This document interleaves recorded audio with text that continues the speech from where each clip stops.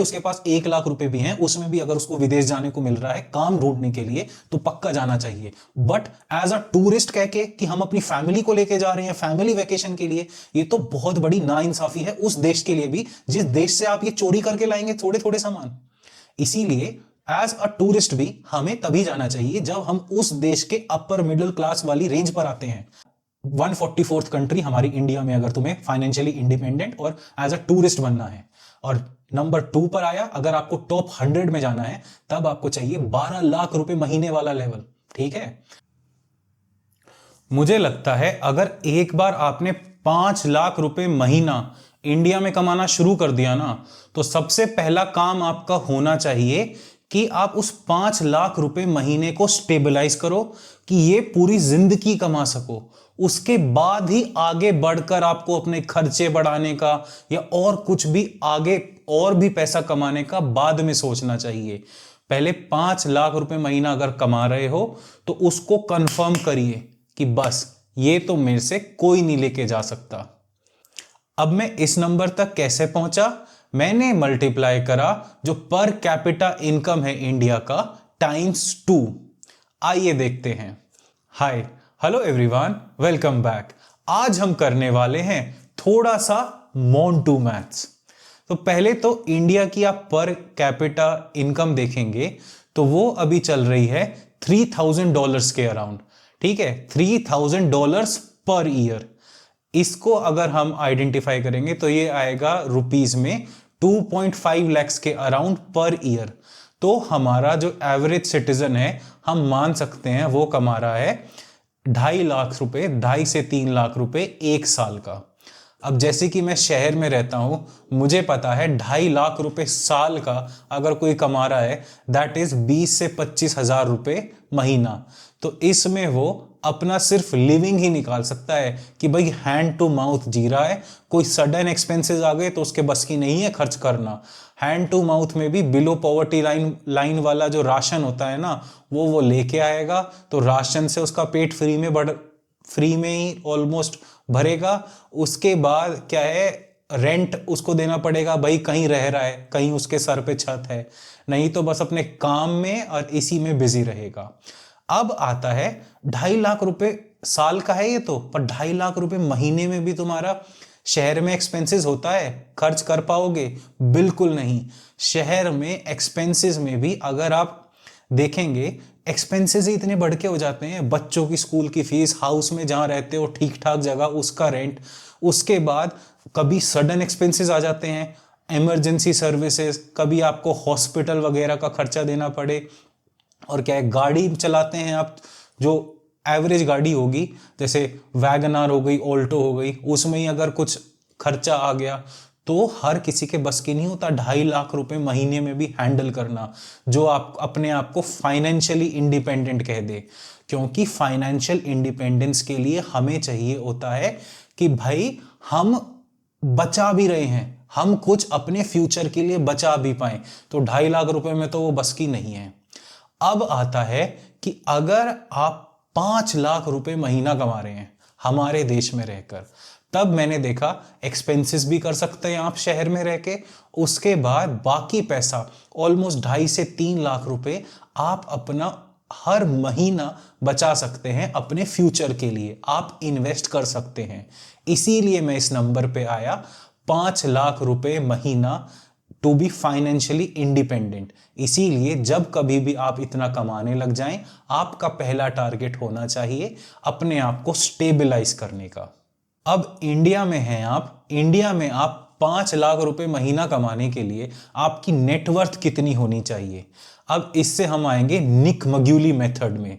निक मग्यूली हैं, वो एक फाइनेंस के राइटर हैं जिन्होंने किताब लिखी है अभी लेटेस्ट, वेल्थ लैडर। उनकी जो मैंने अच्छी किताब पढ़ी थी वो थी जस्ट कीप बाइंग, जिसमें भी उन्होंने बहुत अच्छे से एक्सप्लेन करा है क्यों हमें सिर्फ बाइंग करते हुए चले जाओ। इन्वेस्टिंग को कभी भी सेल करने का मत सोचो, बाइंग करते हुए चले जाओ, अपनी SIPs जारी रखो, आपको पता नहीं चलेगा आप कब रईस हो जाएंगे। तो उनकी लेटेस्ट बुक वेल्थ लैडर में एक रूल है द 10,000 रूल। अब इसमें वो एक्सप्लेन करते हैं अब आप एक दिन में उतना खर्च कर सकते हैं जितना आपकी टोटल नेटवर्थ का को अगर डिवाइड करेंगे आप 10,000 से, जो नंबर आएगा ना, इतना आप अपना एक दिन में खर्च कर सकते हैं। अब देखिए, अगर आप 5 लाख रुपए महीने का कमा रहे हैं, तब जो आप कहेंगे कि भाई स्टेबल हो गया मैं, इस 5 लाख रुपए के लिए आपको अगर कैलकुलेट करें, आपका डेली का एक्सपेंस आएगा 10 से 15 लाख, 15,000 के बीच में। ठीक है, डेली आप 10 से 15,000 खर्च कर रहे हैं, तब आपका महीने का 5 लाख रुपए महीना खर्च हो जाएगा। ठीक है, अब हम इसको लेते हैं कि भाई 15,000 रुपए। अब 15,000 रुपए को अगर आप 15,000 रुपए आएंगे जब आप 15 करोड़ को डिवाइड करेंगे 10,000 से। ठीक है, तब जब आपकी नेटवर्थ 15 करोड़ होगी ना, तब आप 15,000 रुपए दिन का इन्वेस्ट कर सकते हैं। तब आप 5 लाख रुपए महीना आराम से खर्च कर सकते हैं, आपकी इनकम स्टेबल होगी। इसीलिए मैं तो यही कहूंगा, अगर कोई 5 लाख रुपए महीना कमा रहा है, जो अपने आप को क्या बोलते हैं फाइनेंशियली इंडिपेंडेंट कहता है, तो उसकी असली नेटवर्थ 15 करोड़ के ऊपर होनी चाहिए, तभी वो फाइनेंशियली इंडिपेंडेंट कहलाएगा, एज इन इंडिया में। अब हम कैलकुलेट करते हैं कि भाई इंडिया पूरे वर्ल्ड में कहां पर आता है पर कैपिटा इनकम में।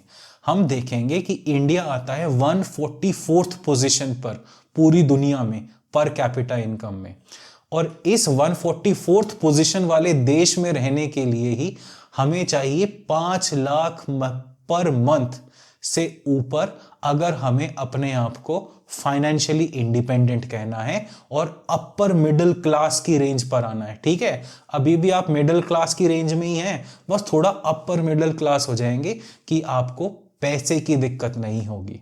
अब आया हमारा 15 करोड़ चाहिए 5 लाख रुपए महीना कमाने के लिए, इस बात को ध्यान रखिएगा।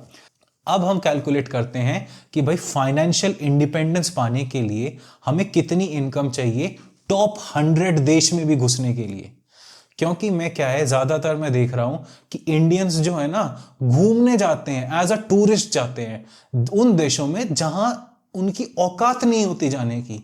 अब उन देशों में जाने की तुम्हारी औकात नहीं है, वहां पर एज अ टूरिस्ट जा रहे हो आप, फिर वहां पे जाके पिक पॉकेट करने लग जाते हैं। एक देखा वियतनाम में वेंडर से चुरा रहा है, बता, रोड साइड वेंडर है, उससे ट्रिंकेट्स होते हैं, उसके चमकीले चमकीले चीजें, वो चुरा के ला रहे हैं। बता भाई, मियां बीवी दोनों चुरा रहे हैं, हद हो गई। ऊपर से एक होटल का देखा, वियतनाम में ही था, वियतनाम या थाईलैंड में, उस होटल, इंडोनेशिया में उस होटल से, होटल का तो सारा सामान उन्होंने अपने बैग में भर रखा था। वो तो होटल स्टाफ ने पकड़ा, उसके बाद पुलिस बुलाई, तब जाके उन्होंने अपना सामान रिकवर करा। उसके बाद भी माँ बाप कह रहे हैं नहीं नहीं हमारे बच्चे से गलती हो गई। अरे तुम्हारे हर सूटकेस में होटल का थोड़ा थोड़ा सामान है, ये बच्चे ने रखा? वाह भाई वाह। इसीलिए जब अपनी हैसियत से आगे जाते हैं ना आप, तभी आप फंसते हैं, क्योंकि तब आप अपना पैसा रिकवर करने में लगे रहते हैं। अब मैं इसमें पहली बात तो उनका जवाब नहीं दे रहा कि जो लोग होते हैं भाई विदेश में काम ढूंढने जा रहे हैं, ठीक है, अब कोई काम करने जा रहा है उसको कोई दिक्कत नहीं भाई, उसके पास 1 लाख रुपए भी हैं, उसमें भी अगर उसको विदेश जाने को मिल रहा है काम ढूंढने के लिए तो पक्का जाना चाहिए। बट एज अ टूरिस्ट कह के कि हम अपनी फैमिली को लेके जा रहे हैं फैमिली वेकेशन के लिए, ये तो बहुत बड़ी नाइंसाफी है उस देश के लिए भी जिस देश से आप ये चोरी करके लाएंगे थोड़े थोड़े सामान। इसीलिए एज अ टूरिस्ट भी हमें तभी जाना चाहिए जब हम उस देश के अपर मिडिल क्लास वाली रेंज पर आते हैं। अब देखते हैं कि जो टॉप 100 रैंकर देश हैं, जैसे कि हो गए थाईलैंड, साउथ अफ्रीका और यूरोप की पुअरेस्ट कंट्री है बेलारूस, ठीक है, इन देशों में जाने के लिए भी आपको कितना पैसा कमाना होगा, आपको कितना पैसा चाहिए अपनी जेब में, ताकि आप उन देशों में जाकर कम से कम ये चिंदी चोरी तो ना करें कि भाई पिक पॉकेट कर रहे हैं उनके सिटीजन को, या फिर टैक्सी ड्राइवर से टैक्सी में बैठे उसका जो फेयर चल रहा है वो भी तुम्हारा देने का बस की नहीं, और तुम अपने आप को एज अ टूरिस्ट कह रहे हो। टैक्सी ड्राइवर को दूसरे देश में जाकर फेयर ही नहीं देना होता, उसको टिप भी देनी होती है उसके ऊपर 20 से 25% की। तभी तो दूसरे देश वाला खुश होगा आपसे, तभी तो वो बुलाएंगे कि भाई देखना इसके तो टूरिस्ट आते हैं, इस देश के तो बहुत अच्छे टूरिस्ट हैं। हमारी इंडिया की इमेज आप बर्बाद करते हैं अगर आप टूरिज्म करने जाएंगे किसी दूसरी कंट्री में, जब आपकी जेब में फूटी कौड़ी नहीं होगी। अब भाई आप वहां कमाने जा रहे हैं उसका दूसरी बात है, भाई कमाने के लिए कहीं भी जाना और जहां अच्छी से अच्छी जगह पे आप जा सको वहां पे आपको जाना चाहिए, पर आपको पता होना चाहिए कि आप कमाने जा रहे हैं। अब टॉप 100 देश हैं जो टॉप 100 रैंक में ही, अगर आपको उन देशों में जाना है तब आपको उन देशों की एवरेज पर कैपिटा इनकम कितनी है, तो टॉप 100 देश में आती है $7,000 उनकी पर कैपिटा इनकम है। $7,000 का मतलब हो गया 6 लाख रुपए हर साल की।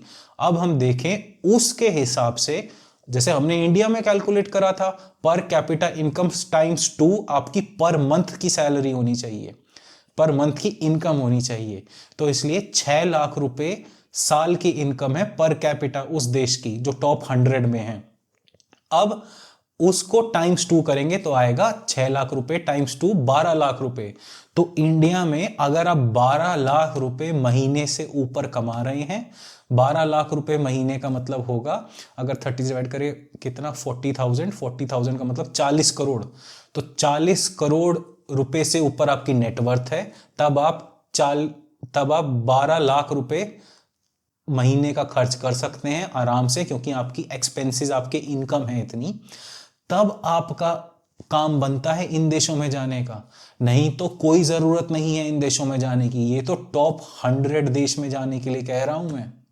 और जब आप 12 लाख रुपए महीना कमाने वाले होंगे तभी आप उनके देश में जाकर उनको टिप्स देंगे। वहां दूसरे देश में जाकर आप चोरी करने नहीं जाएंगे कि भाई उनके स्ट्रीट वेंडर से आप चुरा रहे हैं, या होटलों से आप बल्ब, उनकी क्या बोलते हैं, उनके गुलदस्ते और वो चुरा के अपने घर लेके जा रहे हैं, उनके वेज लेके जा रहे हैं।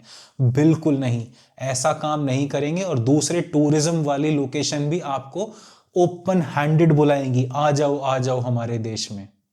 इसीलिए तभी आप टूरिज्म के बारे में सोचिए जब आप इतना पैसा कमा रहे हैं, नहीं तो दाल रोटी में जिंदा रहिए।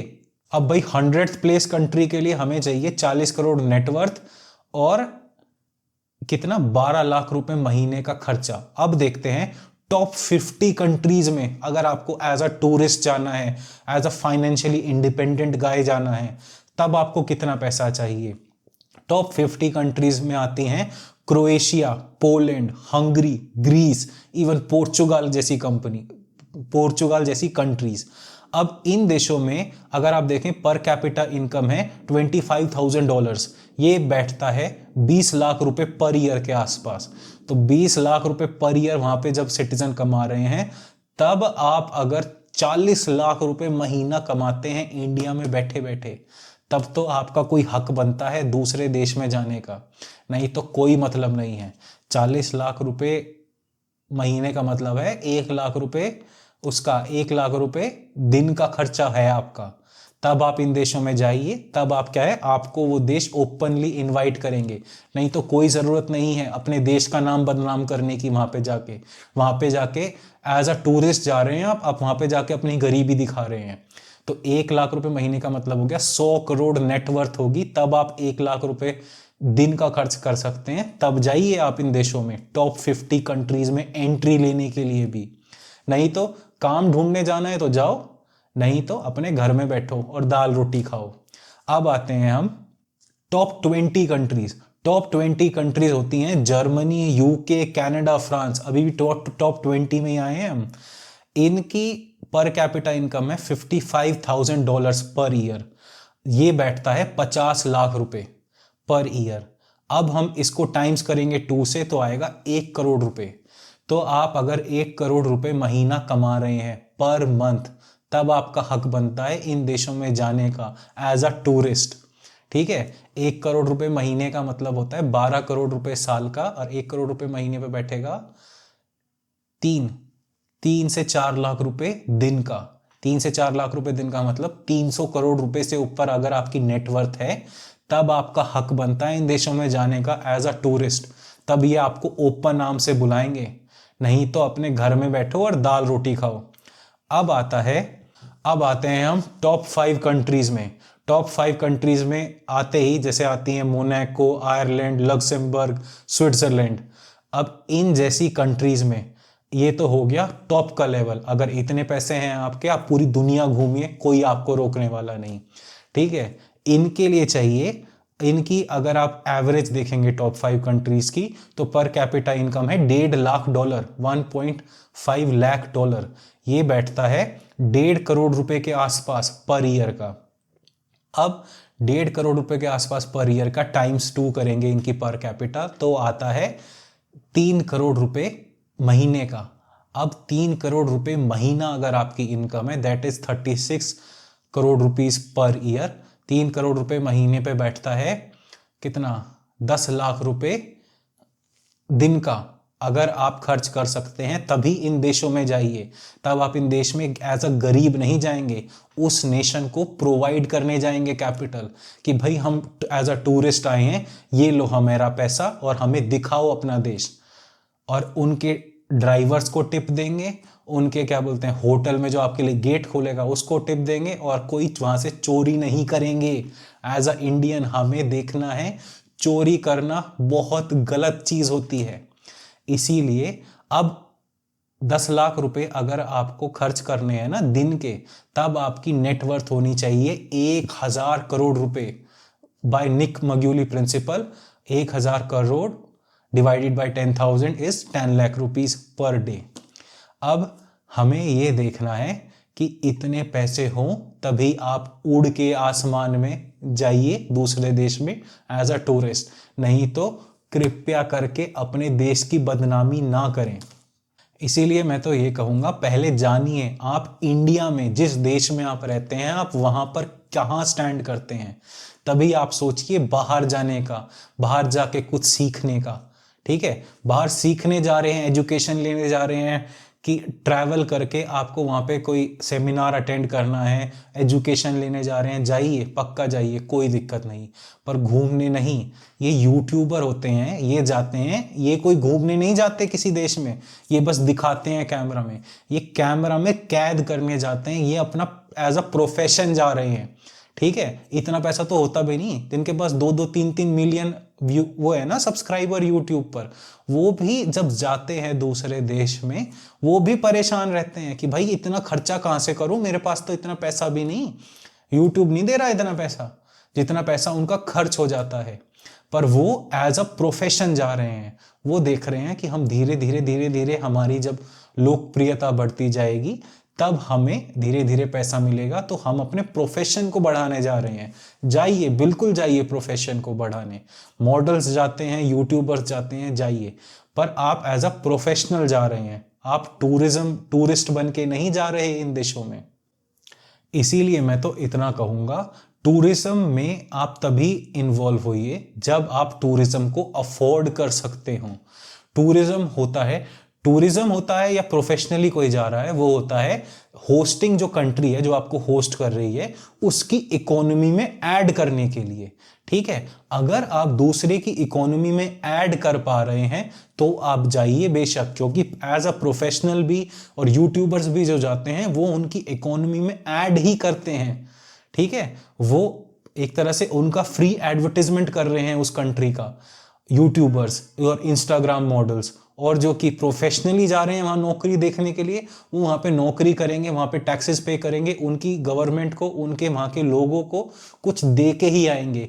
और एज अ टूरिस्ट भी हमें तभी जाना है जब हम वहां पे दे सकें। हमें कहीं पर ये नहीं करना होता कि भाई हमने 100 रुपए दिए किसी देश में जाकर, हमें 100 रुपए की ही चीज वापस मिलेगी, ऐसा बिल्कुल नहीं होता टूरिज्म पर। आप 100 रुपए देते हैं और आपको 50 रुपए की चीज मिलती है, तब आपको खुश होना पड़ता है। कोई दिक्कत नहीं, 50 रुपए हमने एज अ प्रीमियम दे दिए इस देश में, एज अ प्रीमियम बांट दिए। नहीं तो बहुत सारे वीडियोस बनते रहते हैं, लोग बाग बोलते हैं अरे देखना ये बोतल अगर कोई लोकल जाएगा इस दुकान पर खरीदने के लिए, इसको मिलेगी $15 की, और मुझे जब मैं खरीदने जाता हूं तो मुझे मिलती है $20 की। देखना, ये तो रेसिस्ट है आदमी। अरे भाई, जब तुम्हारे बस की नहीं एक पानी की बोतल भी अफोर्ड करनी उस देश में, कर क्या रहे हो तुम? है कि भाई तुम्हें लोकल का ही वो चाहिए। अरे लोकल तो बेचारा रह रहा है उस देश में। हाँ, तुम्हें उसी का वो चाहिए कि भाई जितना वो पे कर रहा है उतना ही तुम पे करोगे। तुम कोई लोकल थोड़ी ना हो गए उस देश में। इसीलिए अपने देश में ही रहो। अगर तुम्हें एक पानी की बोतल का ₹2 एक्स्ट्रा देने में भी तुम्हें चिढ़ हो रही है। एक बात हवा में करूं, अगर आपको पूरी दुनिया में वाकई में घूमना है ना, जिससे आपको पैसे की परवाह ना हो, ये भगवान इतना पैसा कैसे खर्च करूं, इतना पैसा कैसे खर्च करूं, मेरे बस की तो नहीं है खर्च करना, तब आपको नेटवर्थ चाहिए $100 मिलियन से ऊपर। ठीक है, इसीलिए जो बड़े बड़े बिजनेसेस होते हैं, बिजनेसमैन होते हैं, फैमिलीज होती हैं, वो यही टारगेट रखती हैं कि 100 मिलियन से ऊपर मेरी नेटवर्थ हो जाए। जैसे ही $100 मिलियन से ऊपर नेटवर्थ हो जाती है, that will be around 850 crore, 800 crore से ऊपर। ठीक है, तब आप अगर देखें, तब आप एक दिन का कितना खर्च कर सकते हैं? एक दिन का 8 से 10 लाख रुपए आप खर्च कर सकते हैं, एक दिन का, पर डे।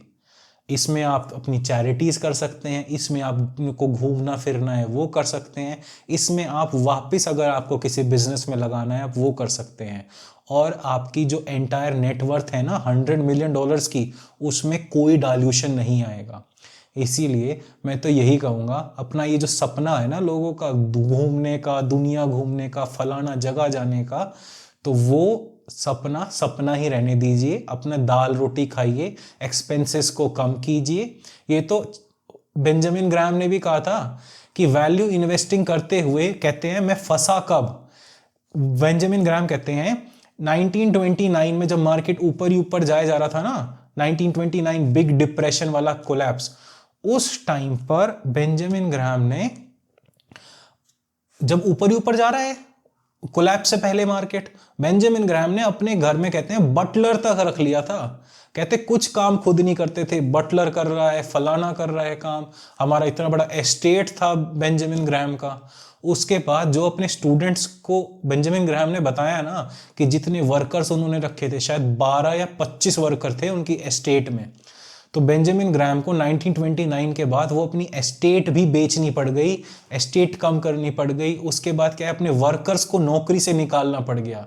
उसके बाद जब बेंजामिन ग्राहम ने अपने स्टूडेंट्स को पढ़ाया भी ना, उसमें भी उन्होंने फोर्स करा अपने स्टूडेंट्स को, जैसे कि वॉरेन बफे हो गए और बाकी लोग हो गए, कि भाई अपने एक्सपेंसेस एंड मूवमेंट तक कम रखो, क्योंकि आपको पता नहीं आपको कब जरूरत पड़ जाए पैसे की, और आपको पता नहीं आपकी लाइफ साइकिल में कितने अप डाउन आए। इसीलिए जो वॉरेन बफे का लोग बाग नाम लेते हैं ना, अरे भाई ये तो उसी घर में रहता है जिस जो घर इसने आज से 60-70 साल पहले अपनी वेडिंग के टाइम पे खरीदा था। तो वॉरेन बफे इसलिए नहीं रहता उस घर में कि भाई क्या है वेडिंग के टाइम खरीदा था इसलिए, या उस घर से कोई जुड़ाव है। अरे भाई किसी के पास $100 बिलियन है, उसको क्या जरूरत है उस घर में रहने की? पर वो उस घर में इसलिए रहता है क्योंकि बेंजामिन ग्राहम का रूल उसने ग्रास्प करके अपने दिमाग में बांध रखा है कि अपने एक्सपेंसेस मत बढ़ाओ अगर आपकी नेटवर्थ बढ़ रही है। बस ये है, निक मग्यूली के इस 10,000 रूल ने हमें यह बता दिया कि भाई अपने एक्सपेंसेस आप किस हद तक बढ़ा सकते हो अगर आपको क्या बोलते हैं फाइनेंशियली फ्री भी रहना है और आपको ये लाइफ साइकिल के अप डाउन से परेशान नहीं होना। इसीलिए मैं तो यही कहूंगा, निक मग्यूली के इस रूल के हिसाब से रहने में कोई बुराई नहीं है, और जितना आप अफोर्ड कर सकते हैं, जितनी चादर है उतने ही पैर पसारिए। अब इसी में जब तक आप वहां तक नहीं पहुंचते, उस लेवल तक नहीं पहुंचते, जैसे कि आपको घूमने जाना है, टॉप 100 देश में जाना है आपको घूमने के लिए। अब इंडिया के आसपास वाले 144 लेवल पे हैं हम रैंकिंग पर। इनके आसपास किन कंट्री में घूमने जाएंगे? बांग्लादेश में, पाकिस्तान में, अफगानिस्तान में, वहां तुम्हारी जेब काट लेंगे। ठीक है, अब आसपास वाले देशों में तो जाना नहीं। इंडिया में भी अगर तुम्हें घूमना है तो 5 लाख रुपए महीने की तनख्वाह हो तब तो तुम घूमने के लायक हो। अगर 5 लाख रुपए महीने की तनख्वाह नहीं है, अब तुम कर्नाटक गए घूमने के लिए, वहां पर तुमने ऑटो करा, ऑटो वाले से तुम भिड़ रहे हो, अरे 80 रुपए में आते हैं, तुम 100 रुपए क्यों ले रहे हो? अब ऑटो वाला तो कहेगा, ए भगवान कितना बड़ा चिंदी चोर, अरे चिंदी चोरी करनी है अपने नॉर्थ इंडिया में रह के कर, यहाँ पे कन्नड़ बोल। तो ये मराठी बोलते हैं, यहाँ पे मराठी बोल, क्योंकि वो फ्रस्ट्रेट हो गए। ए भगवान, एक तो ये टूरिस्ट यहाँ पे घूमने आ रहे हैं, ऊपर से इन पे पैसा भी खर्च नहीं होता है, तो काहे के टूरिस्ट तुम तो हमें ही लूटने आ रहे हो। इसीलिए इंडिया में भी अगर तुम्हें घूमने जाना है ना, 5 लाख रुपए महीने से ऊपर तनख्वाह हो, तब जाके आप अफोर्ड कर सकते हैं इंडिया भी घूमना। नहीं तो मैं हाथ जोड़ता हूं, अपने छोटे से घर में रहो, अपनी दाल रोटी खाओ, अपने छोटे से सर्कल में खुश रहो, ठीक है। जब उस लेवल तक आ जाओ, इंडिया में भी घूमने चले जाओ। उसके बाद उससे थोड़ा और ऊपर लेवल आओ। तो हमने जो भी लेवल डिस्कस करे वो कौन कौन से थे? पहला लेवल होता है 5 लाख रुपए महीने का, जिसमें आया 144th कंट्री हमारी इंडिया में, अगर तुम्हें फाइनेंशियली इंडिपेंडेंट और एज अ टूरिस्ट बनना है। और नंबर 2 पर आया, अगर आपको टॉप 100 में जाना है, तब आपको चाहिए 12 लाख रुपए महीने वाला लेवल, ठीक है।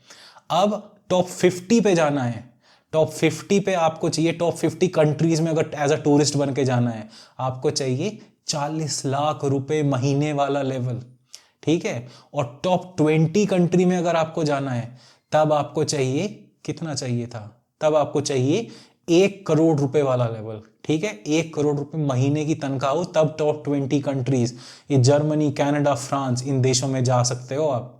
नहीं तो आप इसी में रह जाओगे, अरे यार ये तो हमें लूट रहा है, ये तो बहुत गलत बात है। और अगर आपको टॉप 5 में जाना है, टॉप 5 में मतलब ओवरऑल हर जगह ही जाना है, तो टॉप 5 के लिए तो आपके पास होने चाहिए $100 मिलियन से ऊपर। तो $100 मिलियन से मतलब 3 से 4 करोड़ रुपए पर महीने की तनख्वाह, पर महीने की तनख्वाह या पर महीने की इनकम इनडायरेक्ट सोर्सेस से।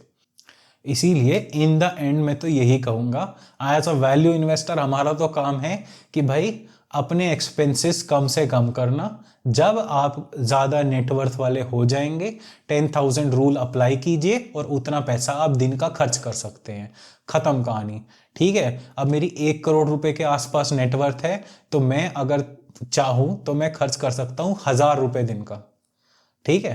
1,000 रुपये दिन का अगर खर्च करूंगा तो मेरी जो एंटायर नेटवर्थ है उसमें ज़्यादा फर्क नहीं पड़ेगा, वो अपने हिसाब से ग्रो करती रहेगी और मेरे एक्सपेंसेस उसकी ग्रोथ को हिंडर नहीं करेंगे। ये है निक मग्यूली का 10,000 रूल। अगर आपको इसके बारे में और जानना है तो मेरी ये मोस्ट फेमस वीडियो देखना ना भूलें, अबाउट 10,000 रूल बाय निक मग्यूली। तो इसमें मैंने जे-जी के बारे में एक्सप्लेन कर रखा है, कैसे निक मग्यूली जे-जी का एग्जाम्पल लेते हैं, और भी काफ़ी चीज़ें एक्सप्लेन कर रखी हैं, that how we can spend our net worth without diluting it. धन्यवाद।